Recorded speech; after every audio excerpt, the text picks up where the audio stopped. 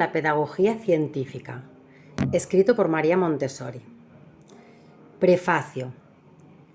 Es un hecho innegable que la escuela actual está completamente desviada de las modernas aspiraciones sociales y que ni sus enseñanzas ni sus procedimientos son los más adecuados para conseguir el mayor desarrollo de las energías individuales, ni para encender en el espíritu de la juventud la llama de una elevada idealidad. Una ansia de renovación se deja sentir en todos los profesionales. Las revistas nos anuncian los felices ensayos de pedagogos eminentes. Se fundan escuelas particulares, internados en el campo, escuelas nuevas, opulentas escuelas americanas, escuelas experimentales oficiales, como la Berufsschule de Múnich, y otras en las cuales se trabaja por resolver el gran número de problemas que plantea la educación ideal de la juventud. Podemos afirmar que de todas estas interesantes tentativas, ninguna ha ido tan lejos en la aplicación radical de los principios basados en la moderna psicología, ni ha obtenido de esta aplicación resultados tan sorprendentes como los que obtiene la doctora Montessori en la educación de niños de 3 a 6 años en sus Casa dei Bambini. De la preparación científica que le ha sido necesaria para lograr realizar una parte de las más ideales aspiraciones del mundo pedagógico, nos habla ella misma al exponer la interesante historia de su método, pero no es aventurado afirmar que con solo esa preparación científica no hubiera la doctora Montessori alcanzado tan brillantes resultados. Lo que ha facilitado su éxito ha sido el poseer, además de la ciencia, una admirable intuición de educadora, un ingenio fecundo para la creación de una organización y de un material adecuado, y un sentimiento que llena toda su alma de profundo respeto religioso por la vida que nace y se desenvuelve. La doctora ha realizado su milagro educativo porque ella personifica el tipo ideal del educador que también describe. Ese educador que reúne en sí el espíritu científico y el del místico enamorado de lo divino en la creación. Además de su aspecto educativo, el método de la doctora ofrece otro no menos interesante, y es que en el ambiente de libertad que reina en las casas dei bambini, el niño puede ser estudiado. Libre allí de las imposiciones a las que se ve generalmente sometida su vida y liberado también, en gran parte, de la tiranía de sus propios caprichos, que en la casa dei bambini desaparecerán rápidamente gracias al orden interior que se establece en él. Nada impide sus manifestaciones espontáneas y puede mostrarse tal cual es, con toda su belleza y su bondad. El resultado del estudio agudo y simpático que hace del niño la doctora no puede ser más consolador. Todas las prevenciones que inspira el niño, toda la desconfianza de que es objeto, todo el sistema de perjudicial esclavitud a que se le somete, todo esto debe desaparecer después de lo que nos prueba las experiencias de las casas dei bambini. El que conozca el método de la doctora y sus resultados adquirirá el convencimiento, si es que antes no lo tenía, de que gran parte de los defectos de los niños no son otra cosa que el reflejo de la torpeza en materia de educación de las personas que les rodean, y de que poseen, en cambio, preciosas virtudes que la mayor parte de las veces quedan sofocadas por no hallar un ambiente propicio para su desarrollo. Pensad en lo que sería cada hombre y por lo tanto la sociedad si cada niño continuase practicando y desarrollando durante su vida las cualidades de carácter que manifiesta poseer desde que se le trata de un modo racional y se ordena inteligentemente su actividad. En las casas dei bambini, los niños se muestran pacientes, deliciosamente suaves, ordenados, trabajadores incansables, sensibles y con una sed insaciable de saber. ¿Podríamos decir lo mismo de la mayor parte de los adultos que a causa de haber sido sometidos a procedimientos de educación equivocada no han podido desarrollar su personalidad y viven privados de toda clase de riquezas espirituales? Una de las cosas que más agradecerán estos niños a la doctora Montessori es el haber demostrado ante el mundo que ellos valen más de lo que se cree vulgarmente. Para contentar a los niños no se sabe hallar cosa mejor que ofrecerles juguetes, bombones, prometerles alguna diversión, etc. La doctora nos enseña y ofrece de ello las pruebas de la experiencia, que no es esto el deseo infantil, lo que satisface el alma del niño. Lo que éste busca, lo que necesita su espíritu es lucha, es grandeza, es triunfo sobre sí mismo y sobre el ambiente, es decir, algo que ennoblezca y haga crecer la importancia de su vida. La crítica profesional de todos los países se ha ocupado del sistema Montessori y numerosos son ya los artículos y libros publicados sobre la materia. Si algunos aspectos del método deben ser modificados o complementados, si la filosofía en que se basa es completamente aceptable, son todo esto cuestiones discutibles que se prestan a la crítica y en las que, por lo tanto, no puede haber unidad de pareceres. Lo indiscutible es el resultado educativo, la honda transformación que se va operando en cada uno de los niños que asisten a una casa dei bambini, bien dirigida.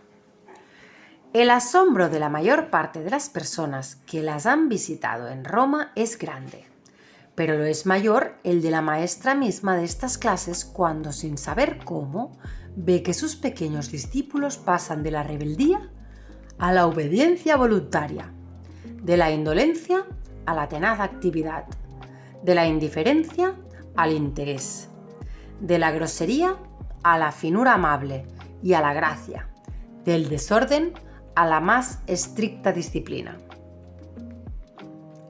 La aplicación y difusión del método de la doctora Montessori trae consigo una exigencia, y es la preparación de las maestras que han de aplicarlo.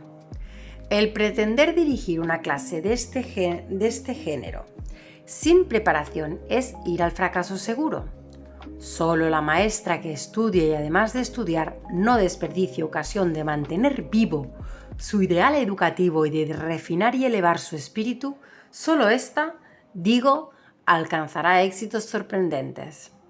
Los niños deberían ser educados por ángeles.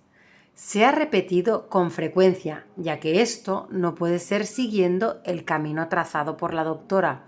Lo serán por lo menos por personas de cultivada inteligencia y angelicales de carácter. Y la escuela llegará a ser como ella pretende, el lugar de depuración del mundo y un eficaz instrumento de perfección humana. El método de la doctora Montessori ha despertado en España un gran interés.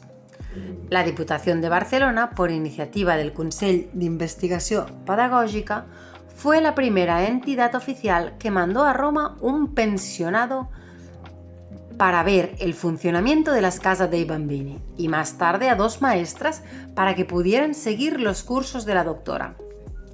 La iniciativa de la Diputación de Barcelona fue seguida por el Ayuntamiento, el cual durante este mismo año pensionó 4 maestras con el mismo objeto. En Casa de Maternidad y Expósitos de Barcelona se están haciendo ensayos satisfactorios del citado método y varias son las escuelas oficiales y particulares que lo han adoptado. En Madrid también se ha estudiado seriamente el método y desde ahora queda incluido en los programas de la historia de la pedagogía que se estudia en la Escuela Superior de Magisterio. Juan Palau Vera. Capítulo número 1. Consideraciones críticas. No es mi intención exponer un tratado de pedagogía científica. Estas notas previas no tienen otro objeto que dar a conocer los resultados, por cierto muy interesantes, de una experiencia pedagógica que parece destinada a abrir un nuevo camino para la realización de los principios que tienden a reconstruir la pedagogía. Se sabe, y de ello se habla desde hace 10 años, que la pedagogía, como ya ha hecho la medicina, tiende a salirse del campo de la pura especulación para fundarse sobre los datos positivos suministrados por la experiencia. La psicología fisiológica o experimental, que desde Weber y Fechner hasta Wundt ha venido organizándose en una nueva ciencia, parece destinada a suministrarle aquella base de preparación que la antigua psicología metafísica prestaba a la pedagogía filosófica. También la antropología aplicada al estudio de los alumnos aparece como otro sólido punto de apoyo de la nueva pedagogía. Pero es lo cierto que la pedagogía científica no ha sido todavía definida y que sus leyes no han podido establecerse con fijeza. Es algo vago, de lo cual se habla, pero que en realidad no existe. Puede decirse que hasta ahora no es más que la intuición de una ciencia que surgirá seguramente del cúmulo de ciencias positivas y experimentales que han renovado el pensamiento del siglo XIX. Porque es indudable que el hombre que se ha formado un nuevo concepto del mundo en el ambiente científico que lo rodea deberá recibir una preparación adecuada por medio de una nueva pedagogía. Hace algunos años surgió en Italia con noble audacia una llamada Escuela de Pedagogía Científica, que tenía por objeto preparar maestros para las nuevas orientaciones de la pedagogía. Esta escuela tuvo durante 2 o 3 años mucho éxito. Asistieron a ella casi todos los maestros de Italia.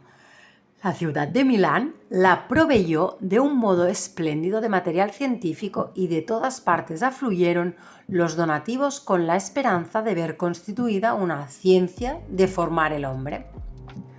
El entusiasmo despertado se debía, en gran parte, a la ardiente propaganda del ilustre antropólogo Giuseppe Sergi, el cual, desde hacía cerca de 30 años, venía difundiendo con gran constancia entre los maestros de Italia los principios de una nueva cultura fundada en la educación.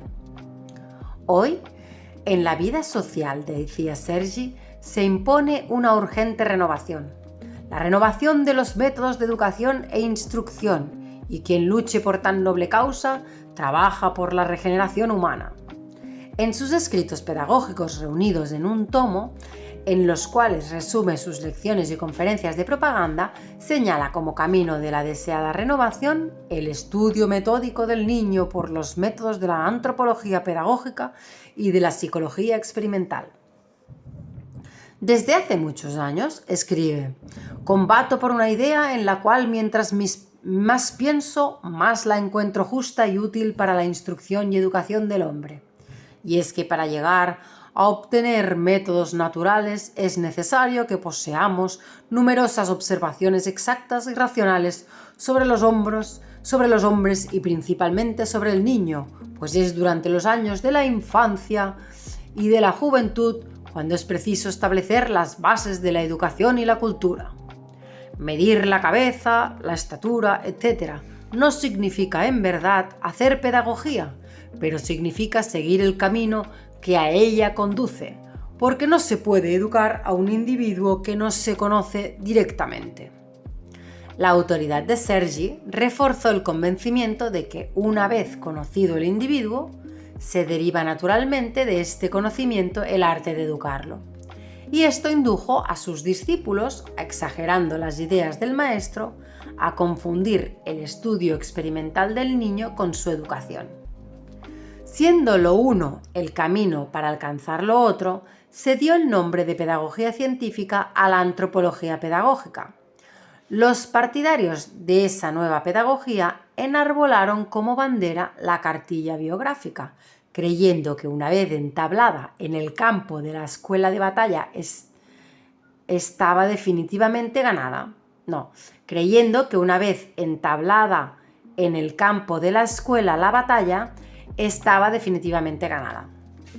Las llamadas escuelas de pedagogía científica enseñaban a los maestros a tomar las medidas antropométricas, a usar los aparatos necesarios, a recoger los datos biográficos y de este modo el cuerpo de maestros científicos estaba formado.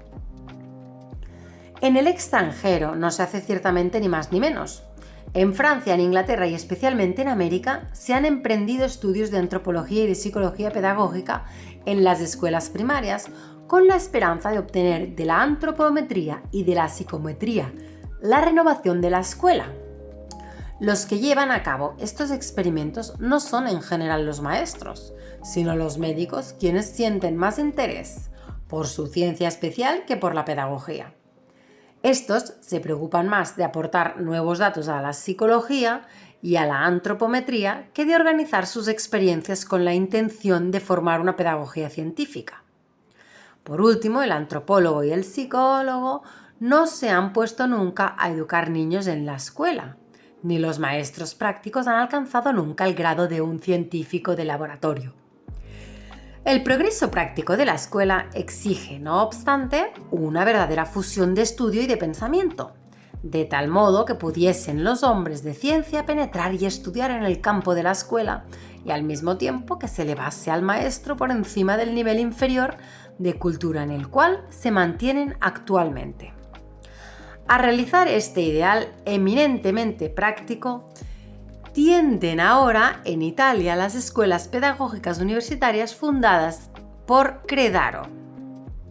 Estas escuelas pretenden extender los límites de la pedagogía, hasta ahora limitada a ser tratada como una simple materia secundaria de la Facultad de Filosofía, y hacer de ella una facultad independiente, la cual, como la medicina, comprende las más variadas enseñanzas. Pueden citarse entre estas la higiene pedagógica, la antropología pedagógica y la psicología experimental. El espíritu organizador de Credaro nos hace esperar que se está preparando en las universidades la reedificación de la escuela y de los métodos educativos y sobre todo la fusión entre el arte educativo de los maestros, los cuales elevan el nivel de su cultura en la escuela pedagógica universitaria, y las ciencias experimentales que han elaborado el material que ha de ser utilizado para la renovación teórica de la pedagogía.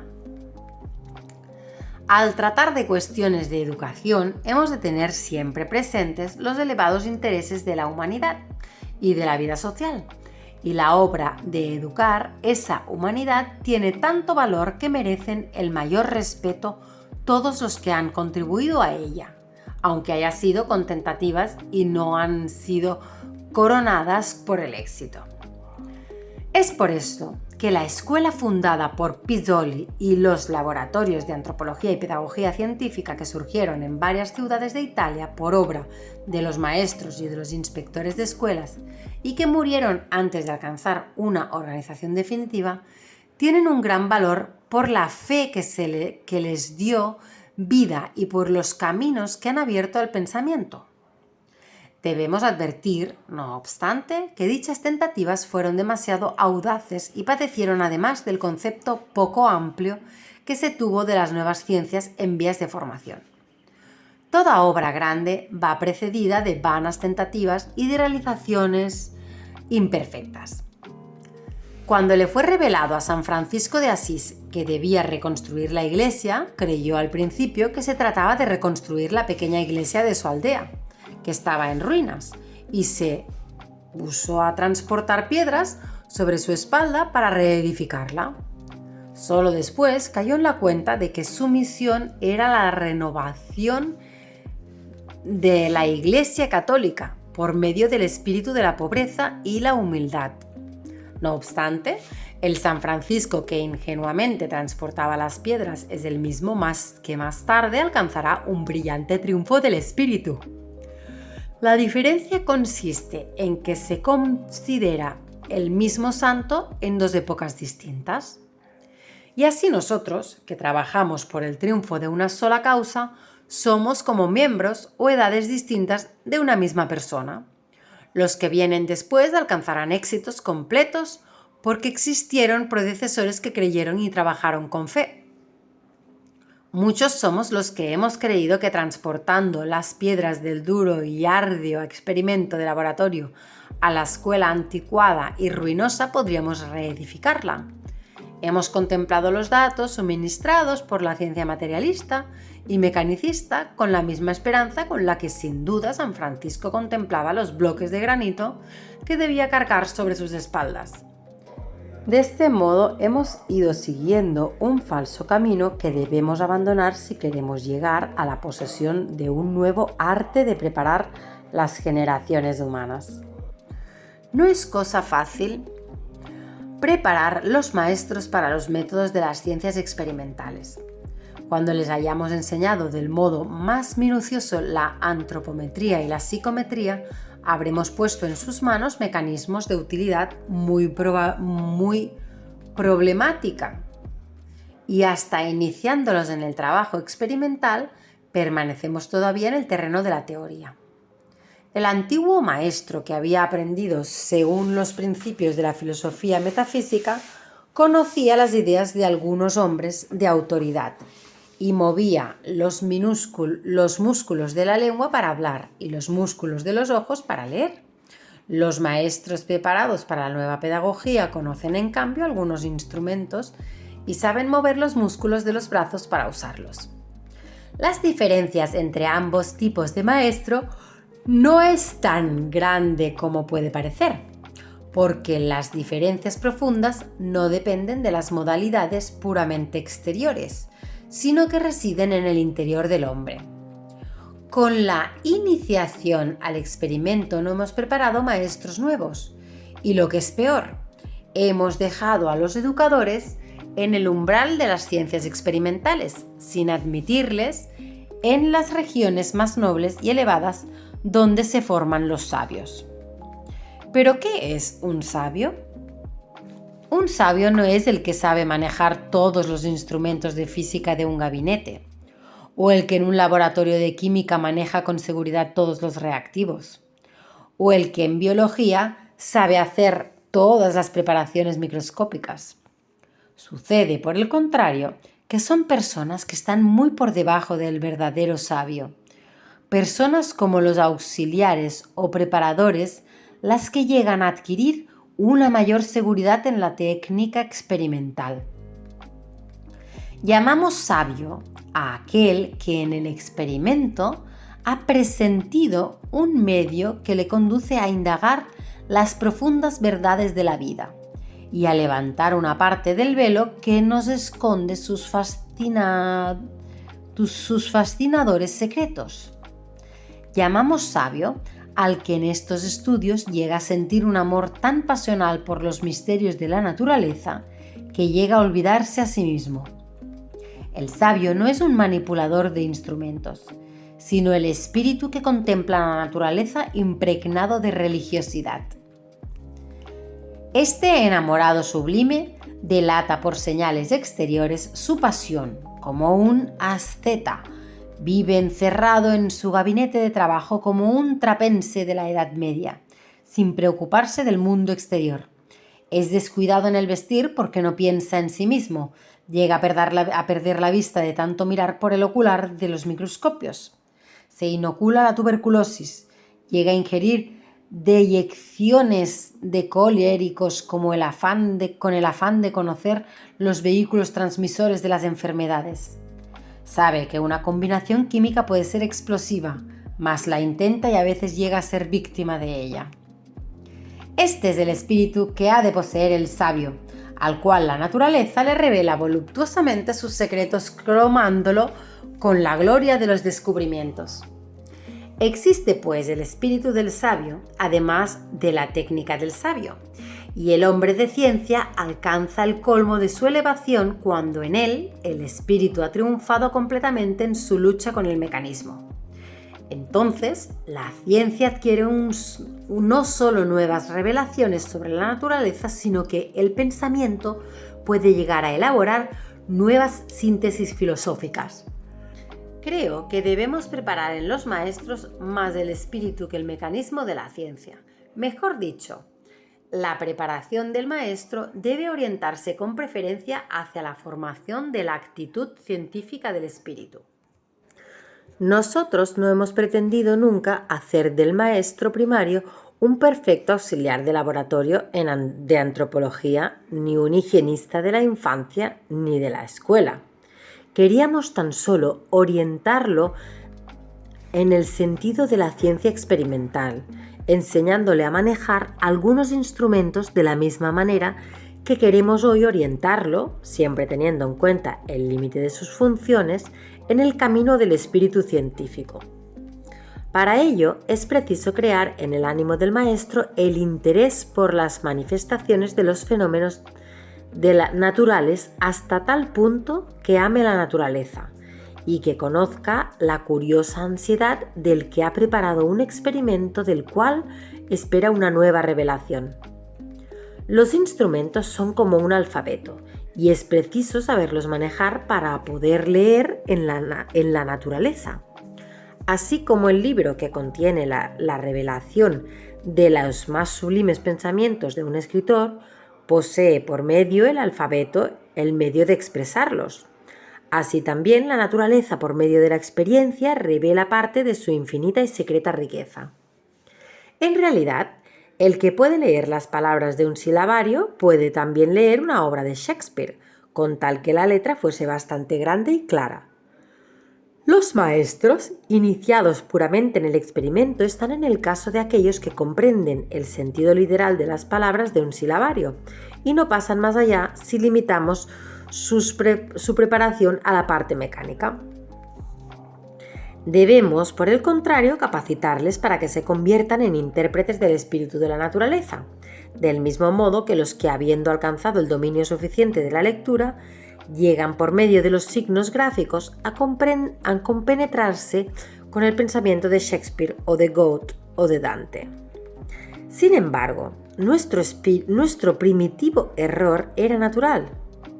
El niño que ha pasado su silabario tiene la ilusión de que sabe leer y en efecto lee las etiquetas y rótulos, los títulos de los periódicos y toda palabra o frase que caiga bajo sus ojos. Si entrando en una biblioteca creyese poder leer el sentido de aquellos libros, su error sería muy natural. Si lo intentase, sentiría sin duda que saber leer mecánicamente no es nada y saldría de la biblioteca para volver de nuevo a la escuela. Así sucede con los maestros que hemos creído preparar para la pedagogía científica, enseñándoles antropología, antropometría y psicometría. Dejemos de lado la dificultad que ofrece el preparar maestros científicos en el verdadero sentido de la palabra y no procuremos tampoco trazar un programa, que no es lo que nos proponemos en esta obra. Supongamos, en cambio, que hemos preparado maestros con ejercicios adecuados para la observación de la naturaleza y que los hemos formado en este sentido hasta tal punto que puedan compararse con aquellos sabios zoólogos que se levantan de noche para ir a sorprender al despertar y las primeras manifestaciones de vida diurna de cualquier especie de insectos que le interesa. Este es el sabio que puede estar fatigado del camino, cubierto de lodo o de polvo, envuelto en neblinas o sufriendo los ardores del sol, pero que se mantiene en una actitud de activa vigilancia tendiendo solo a no revelar su presencia a fin de que los insectos que observa puedan cumplir tranquilamente las funciones naturales que quiere observar. Supongamos que nuestros maestros hayan alcanzado el grado de fervor del sabio, que ya, miope y sabiendo que este trabajo seguirá debilitando su vista, continúa no obstante observando con el microscopio los infusorios y sus movimientos espontáneos. Le parece que aquellos pequeños seres, en el modo de elegir su alimento y en el de perseguirse unos a otros, manifiestan ya un principio de conciencia. Por medio de un estímulo eléctrico, perturba aquella vida pacífica observando cómo algunos se acumulan en el polo positivo y otros en el negativo. Después proyecta un rayo de luz y se ve como algunos corren hacia la luz y otros huyen de ella. En este hombre pensará si este fenómeno de acudir o de apartarse de los estímulos tiene alguna relación con la atracción o repulsión físicas y con los efectos del imán sobre el hierro, o es un fenómeno de conciencia en estado que podríamos llamar crepuscular.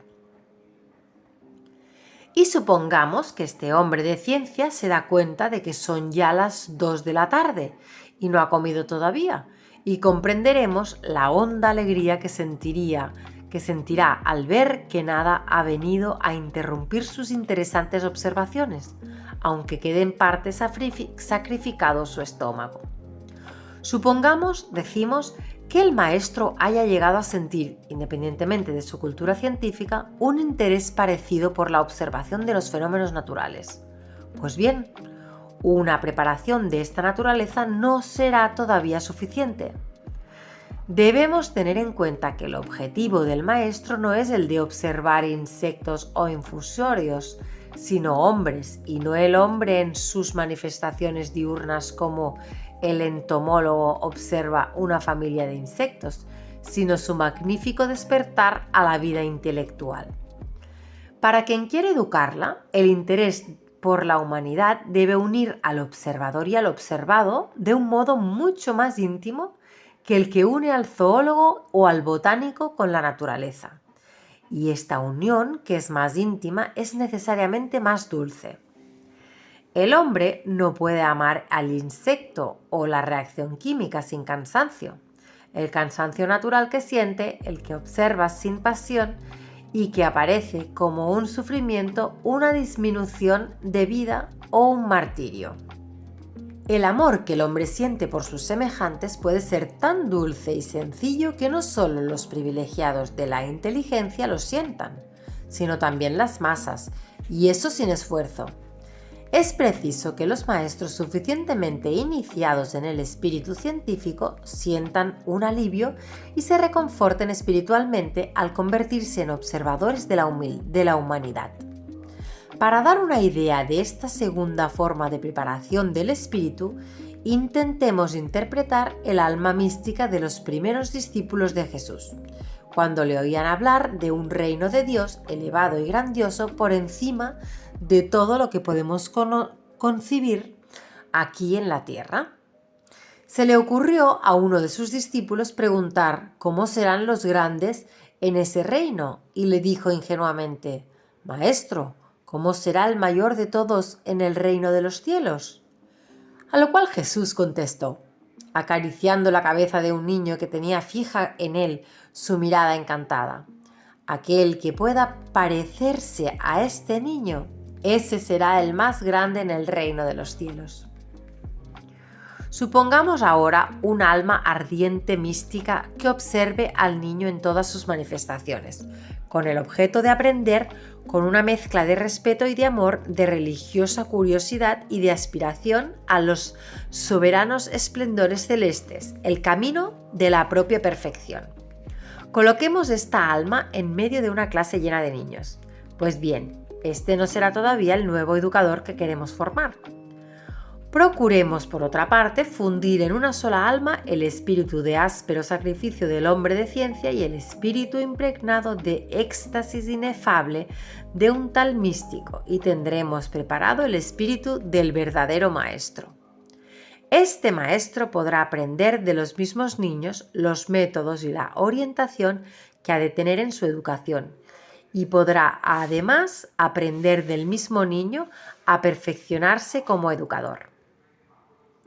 Imaginemos uno de nuestros zoólogos, prácticos en la técnica de la observación y la experiencia, que hubiese viajado para estudiar la vida de los animales y los hubiese estudiado sobre el terreno, continuando después sus estudios biológicos en el laboratorio y en el silencio de su gabinete de trabajo. ¿Qué diría este estudioso si le presentasen para su estudio unos cuantos animales disecados encerrados en una caja? ¿Qué haría este naturista biólogo con estos animales muertos? Para estudiarlos en toda su complejidad, el naturalista necesita animales vivos. En una situación parecida a la del naturista se encontrará el maestro formado con un espíritu científico, si lo colocamos en una de nuestras odiosas escuelas donde los niños ven sofocadas las manifestaciones espontáneas de su personalidad. Son tratados como seres muertos y clavados en sus puestos respectivos, sobre un banco, del mismo modo que quedan clavadas y alineadas las disecadas mariposas de una colección. No es pues suficiente preparar los maestros, Es preciso además adaptar la escuela a las nuevas ideas. Para que nazca la pedagogía científica es preciso que la escuela permita las libres manifestaciones naturales del niño. Esta es la reforma esencial. Nadie podrá afirmar que este principio se haya establecido en la pedagogía escolar. Han existido, es cierto, pedagogos que bajo los auspicios de Rousseau han expresado principios fantásticos y vagas aspiraciones sobre la libertad de los niños, pero también lo es que el verdadero concepto de libertad lo desconocen por completo los educadores. Estos tienen de la libertad el mismo concepto que se han formado los pueblos en los momentos en que se han rebelado contra la esclavitud, o en un grado más elevado llegan a concebir la libertad como la libertad de la patria, la de una casta o la del pensamiento, concepto que es también limitado porque es la libertad de algo parcial. El concepto de libertad en que debe inspirarse la pedagogía es, por el contrario, universal. Nos ha sido revelado por las ciencias biológicas del siglo XIX, cuando nos ofrecieron los medios de estudiar la vida. Aunque la antigua pedagogía hubiese entrevisto y presentido el principio de estudiar al niño antes de educarlo y de dejarlo libre en sus manifestaciones espontáneas, tales intuiciones no hubieran podido actuar en la práctica. Para realizarlas se necesitaba el concurso prestado por las ciencias experimentales durante el siglo pasado. No es esta cuestión de detenerse a discutir, basta dar pruebas. El que dijese que al principio de la libertad informa actualmente la pedagogía y la escuela nos haría sonreír, como un niño que viendo la colección de mariposas disecadas y clavadas con alfileres sostuviese que están todavía vivas y que pueden volar. Es el principio de la esclavitud el que inspira toda la pedagogía y reina en la escuela. Una prueba de lo que afirmamos, la que más salta a la vista, es el banco. El banco escolar constituye una prueba luminosa de los errores de la primitiva pedagogía científica materialista, la cual pretendía reconstruir el viejo edificio escolar con unas cuantas piedras dispersas. Existía en otro tiempo el banco sucio sobre el cual se amontonaban los alumnos. Viene la ciencia, perfecciona el banco y para esta tarea pone a contribución la antropología y tiene en cuenta la edad del alumno y la longitud de las piernas para hallar la altura exacta que ha de tener el asiento. No contenta con esta, calcula minuciosamente la distancia entre el asiento y la mesa para que la columna vertebral no sufra la escoliosis. Por último, intuición profunda, separa los asientos, los mide en el sentido de la anchura, con el fin de que el niño que esté sentado no pueda moverse hacia los lados y quede bien independiente de sus vecinos. El banco está construido de modo que el niño está lo más a la vista posible en su inmovilidad y pueda ser vigilado para prevenir los actos de perversión sexual en plena clase. ¿Qué pensaremos de este exceso de prudencia en una sociedad donde sería escandaloso enunciar principios de moral sexual por temor de contaminar la inocencia? Pero he aquí que la ciencia se presta a esta hipocresía perfeccionando los bancos de modo que la inmovilidad del niño sea la más completa posible. A fin de que el alumno se encuentre bien encajado en su banco y que éste mismo le obligue a mantenerse en una posición higiénica, se han dispuesto de tal modo el asiento, el apoyo para los pies y la mesa, que el niño no puede levantarse. Cuando se pone en pie inmediatamente, cae el asiento. La mesa se levanta, el apoyo de los pies da una vuelta y de este modo el niño tiene justo libre el espacio para permanecer en pie. Por este camino, los bancos fueron perfeccionándose cada vez más y todos los cultivadores de la nueva pedagogía idearon un nuevo modelo. Las naciones mismas llegaron a poseer su banco nacional y para luchar contra la competencia se han decretado exclusivas y patentes.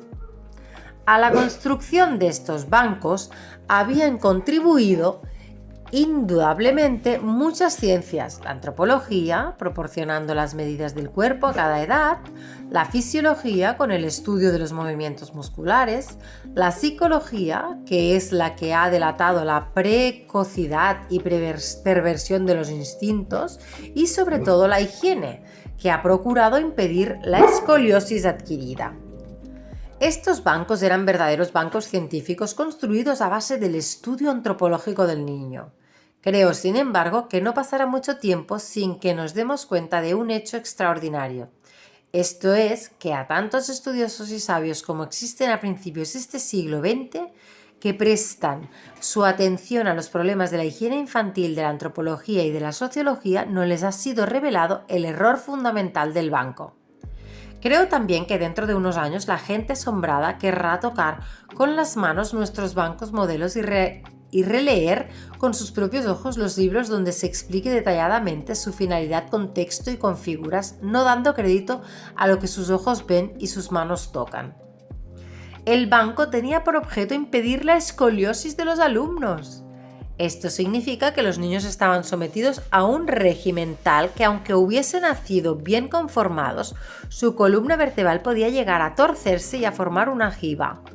La columna vertebral, la parte biológicamente primitiva fundamental, la más antigua del esqueleto, la más sólida y fija en nuestro organismo.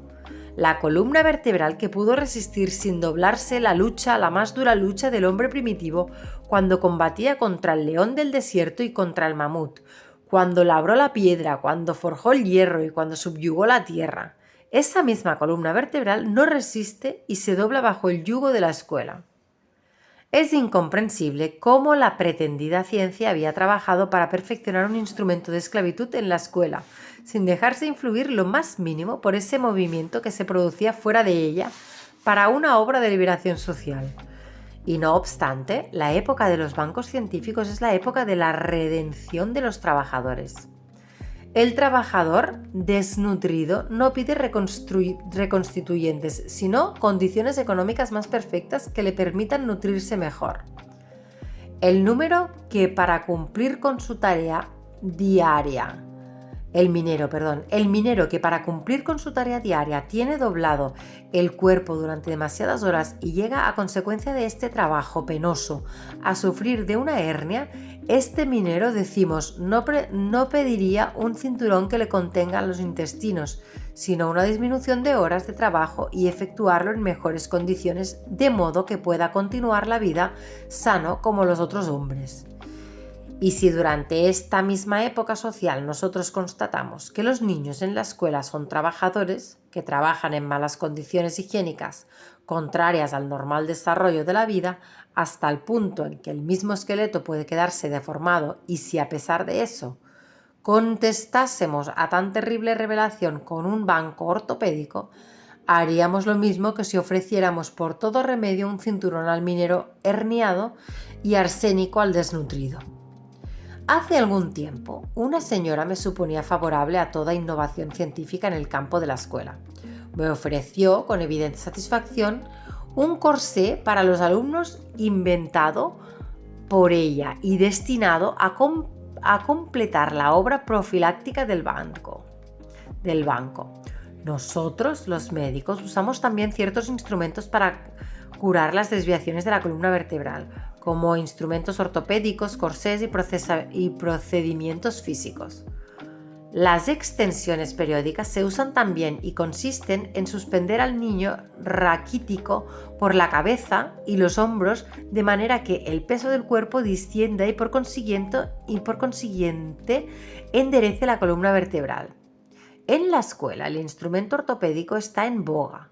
El primero es el banco. Algunos empiezan ya a ponerse el corsé.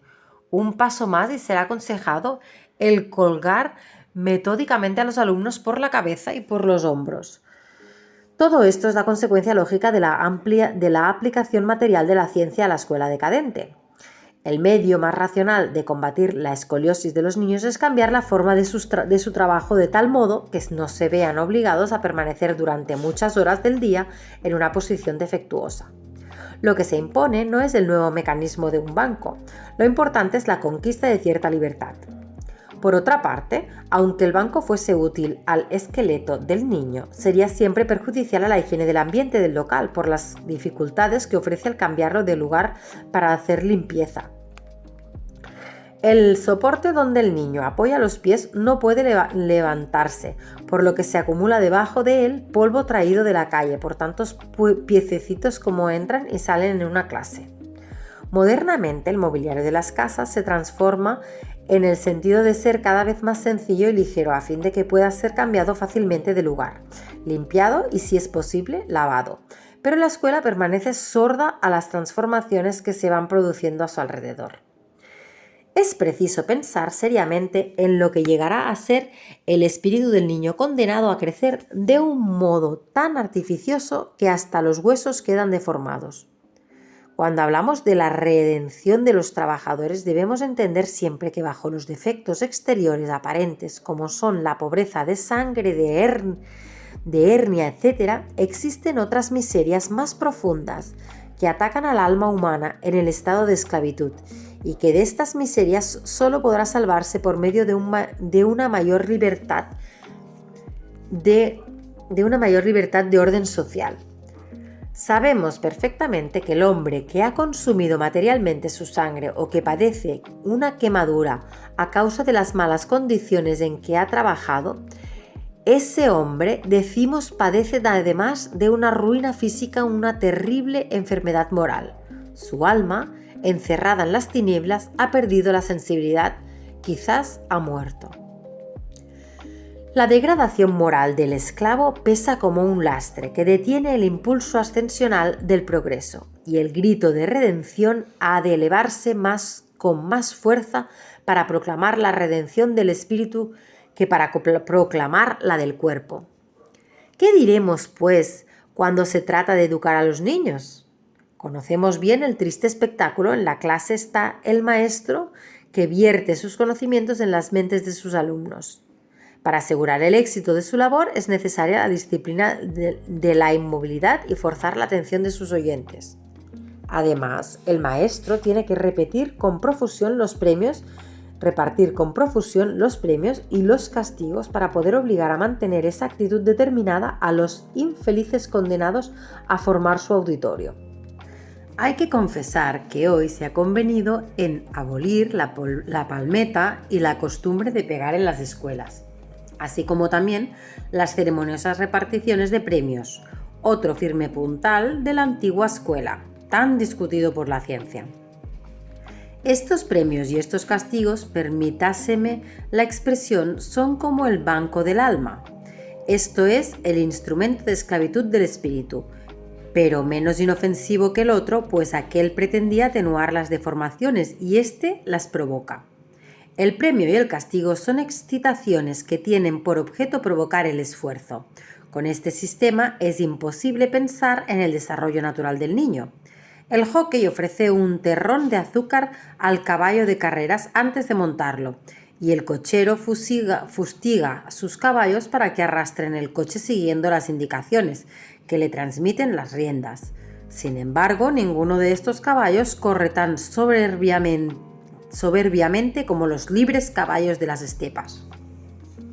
El azúcar y el látigo son ambos medios necesarios para domar la rebeldía del animal, pero no son estímulos indispensables para hacerlo mover. Y aquí, en el terreno de la educación, ¿será precisamente el hombre el que unce al yugo al hombre mismo? Se dice que el hombre social no es más que el hombre natural o primitivo sometido a la sociedad. Es cierto, pero si consideramos la moral social, vemos que el yugo va haciéndose más suave. El del esclavo se convierte en el del siervo y, por último, en el del obrero. Todas las cadenas de la esclavitud van rompiéndose poco a poco, incluso las que mantienen a la mujer en un estado de inferioridad respecto del hombre. La historia de la civilización es una historia de conquistas y de liberaciones. Es preciso que nos preguntemos ahora en qué momento de la civilización nos encontramos y si verdaderamente es necesario el yugo de los premios y castigos para conseguir y seguir avanzando. Si la sociedad hubiese sobrepasado este grado, ese procedimiento de educación haría retroceder las nuevas generaciones. En las grandes administraciones del Estado encontramos algo parecido a lo que sucede en la escuela. Sus empleados escriben todo el día para cooperar a una obra grandiosa y lejana, de la cual ellos no sienten ventajas inmediatas. No perciben tampoco que es por medio de ellos por lo que el Estado mueve sus enormes mecanismos y que las ventajas que resultan para todos los hombres que componen la nación dependen en gran parte de su trabajo. Para ellos el único bien inmediato es el ascenso, como para los niños el pasar a otra clase superior. Estos empleados que pierden de vista sus altos fines son como niños inferiores o esclavos. Su dignidad de hombre queda reducida a la de una máquina que necesita aceite para funcionar, porque no sienten en sí el impulso de la vida. Cosas pequeñas como la aspiración a una condecoración son los estímulos artificiales que les harán andar por su camino árido, huérfano de luz, condecoraciones vanidosas que corresponden a las medallas que repartimos en la escuela. Además, el temor de no ascender mantiene al empleado clavado en su puesto, sujeto a un constante trabajo monótono, del mismo modo que el temor de no pasar a otra clase más adelante obliga al niño a mantener su cabeza inclinada sobre el libro. La reconvección del superior es muy semejante al regaño del maestro, y las correcciones que se le hacen a sus cartas mal hechas equivalen a los malos puntos anotados en los trabajos defectuosos de los niños. El paralelo no puede ser más completo. Si la administración del Estado no funciona del modo que exige la grandeza de la patria, si la corrupción se infiltra con facilidad, la culpa la tiene el haber apagado la grandeza del hombre en la conciencia del empleado y el haber restringido su visión del mundo a aquellos hechos pequeños que le rodean, que ha llegado a considerar como premios y castigos. Los organismos de una nación funcionan porque la rectitud de la mayor parte de los empleados es tal que logra resistir a la corrupción de los premios y castigos, y se impone como una corriente irresistible de honradez. Así, la vida en el ambiente social triunfa contra todas las causas de empobrecimiento y de muerte, y el instinto de libertad salva todos los obstáculos y avanza de victoria en victoria. En esta fuerza íntima y grandiosa de la vida, fuerza que existe latente en el fondo de la inconsciencia, la que empuja al mundo hacia adelante. Todo aquel que lleve a cabo una obra verdaderamente humana, esto es, grande y victoriosa, no lo hace nunca por el pequeño atractivo de eso que llamamos premio, ni por el temor del pequeño mal que llamamos castigo.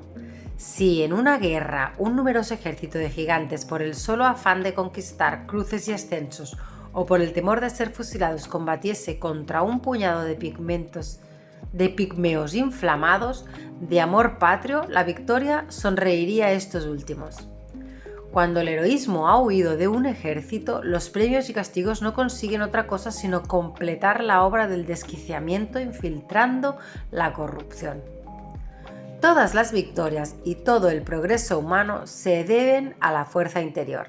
Así, un joven estudiante podrá llegar a ser un gran doctor si se entrega al estudio por vocación, pero si lo hace con la esperanza de alcanzar una herencia o de realizar un matrimonio o por conseguir cualquier ventaja externa, nunca llegará a ser un verdadero gran maestro y doctor, y no contribuirá en lo más mínimo al progreso del mundo.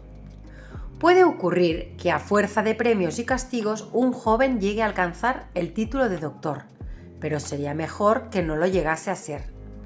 Cada hombre tiene una vocación latente, modesta a veces, pero ciertamente útil. El premio puede desviar esa vocación por el falso camino de la vanidad y así queda perturbada o anulada una preciosa actividad humana. El mundo progresa y repetimos que es preciso excitar al hombre para que obtenga y acelere ese proceso. Pero no hay que olvidar que el progreso viene de las cosas nuevas que nacen y que estas cosas, no pudiendo ser previstas, no solo no pueden ser premiadas, sino que muchas veces conducen a sus precursores al martirio. ¿Creéis que existirían bellos poemas si hubiese nacido del deseo de conquistar laureles y aplausos? Bastaría que esta idea de los aplausos ocupase el campo de la conciencia del poeta para que la musa levantara el vuelo. El poema debe brotar del alma del poeta en los momentos en que no se acuerda de la gloria ni de los laureles, y si algún día llega a alcanzarlos, estos solo le producirán un sentimiento de vanidad. Su verdadero premio estará siempre en la afirmación de la propia fuerza interior. Existe, sin embargo, un premio exterior. El orador, por ejemplo, que ve reflejada la emoción en la fisonomía de su auditorio, siente algo tan grande que solo puede compararse al intenso goce de quien descubre que es correspondido por el ser amado. Pues conquistar almas es el mayor placer y el único premio que representa una compensación. Ocurre que un hombre, en determinados momentos excepcionales de su vida, tiene la ilusión de ser el más grande y el mejor del mundo. Son instantes de felicidad concedidos a los hombres para que continúen en paz su existencia. A veces es a causa de un amor satisfecho o de un hijo que acaba de nacer, o de un libro publicado, o de un descubrimiento glorioso, cuando aparece esa ilusión de que no existe nadie por encima de nosotros. Pues bien, si en esos momentos una autoridad nos viniera a ofrecer una medalla de un premio, esa autoridad se convertiría en el inoportuno destructor de nuestro verdadero premio. ¿Y quién eres tú?, gritaría nuestra ilusión deshecha, que vienes a recordarme que no soy el mejor de todos, puesto que hay alguien tan por encima de mí que puede darme un premio. El premio del hombre puede ser únicamente de origen divino. En cuanto al castigo, diremos que el alma del hombre normal se perfecciona desarrollándose, es decir, expansionándose, y el castigo es siempre una represión. Sus castigos serán quizás útiles para los seres inferiores, la expansión de los cuales se dirige hacia el mal.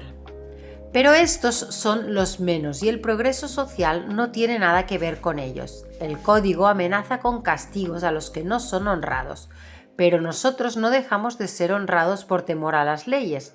Nosotros no robamos ni matamos porque amamos el trabajo y la paz. No lo hacemos porque orientamos nuestra vida hacia adelante, manteniéndonos siempre alejados del peligro de incurrir en ciertas faltas.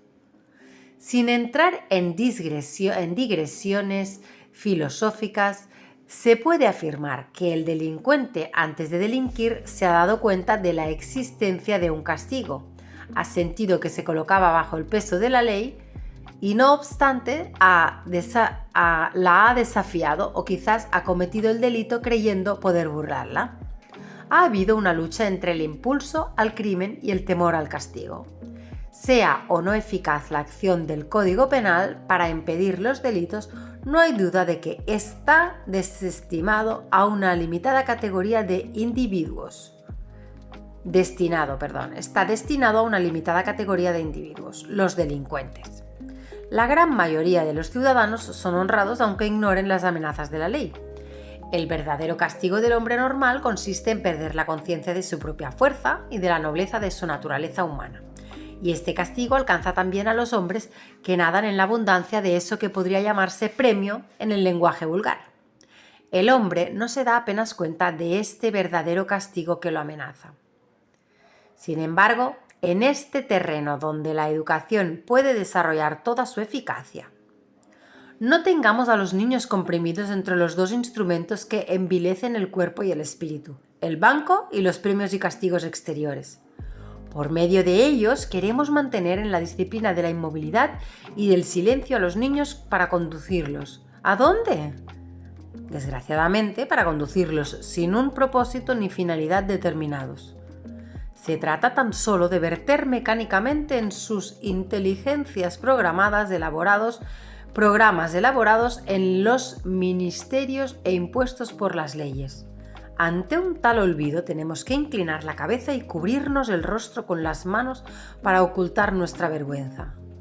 Sergi dice bien: hoy se impone una reforma urgente, la renovación de los métodos de educación e instrucción, y quien luche por esta causa, lucha por la causa de la regeneración humana. Y aquí hay como una carta que os la pondré en las imágenes a los que podáis verlo, y a los que no, dice: a los queridos de la Escuela Montessori. Es como una dedicación de parte de Vaticano, el domingo de Pascua, el Vaticano. Bueno, yo lo pondré. Y ya empezaríamos al próximo capítulo, el capítulo 2, para la próxima.